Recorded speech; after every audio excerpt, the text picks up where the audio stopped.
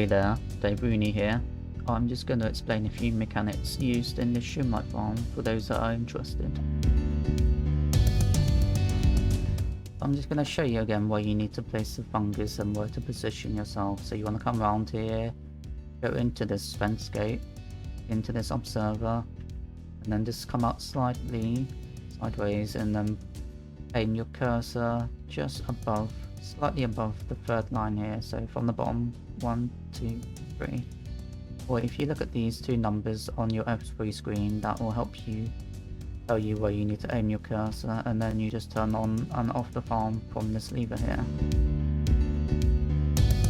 You may have noticed that I was placing the fungus through the piston. Well, let me explain how that's done. I'm gonna freeze the game, turn the piston off, and step once.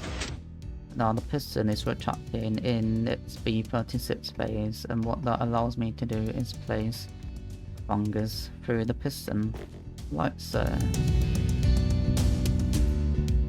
I'm using the trapdoor mechanic to place at two different locations. Let me show you how. I come here and place in front of me, and then power this trapdoor, and then place against it. It would place behind me, and then the trapdoor would open again, and I would be able to place in front of me again and repeat. I also use the Wallstone mechanic to trigger my sliders, and this is how it works. You turn the trapdoor on or off and it will change the shape at the very top, which will change the rest of the wall shape, which is detected by the observer. Let me demonstrate. Inside the farm, I have these Redstone Sliders, and what this does is it powers both sides of the piston, as well as quasi-powering the bottom ones. And every time it goes backwards and forwards, it will cause the piston to retract and extend. Let's see it in action.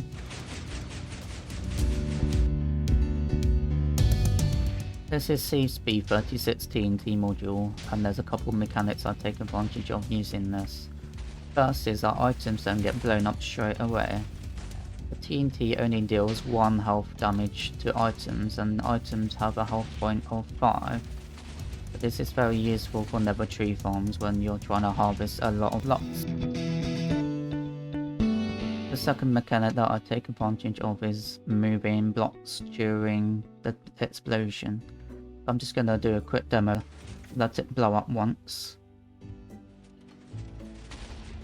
And you see it doesn't really do very much. And this is what it looks like when you move the blocks in time with the explosion. You see how it exploded way more than usual. That's because when the block is moving during the B36 stage, their blast resistance is basically reduced to 0. This right here is called a piston stack. What it does is it triggers a column of pistons like so. I won't go into too much detail, but basically we have a clock here with some bed to get sure that the piston timings correctly. Now I'll just demonstrate. So what this allows us to do is to have a block here every 4 game ticks. I'm just going to quickly explain why my Shroomlight farm is the way it is. So here we have a slice of another tree, and as you can see, the Shroomlights mostly generate in this 3x3 area around the stems. And what my farm does is it harvests 3 at the back and 2 on the corners by pulling them out and pushing them over. This gives us the opportunity to harvest 5 Shroomlights every 4 game ticks. And the main reason to focus on the corners instead of the edges is because the corners have a higher chance of generating than here. If you made it this far into the video, I just want to say a huge thank you, and I appreciate every single one of you. Also, do leave a comment of what you thought about the video. Don't forget to leave a like and subscribe, and I'll see you around.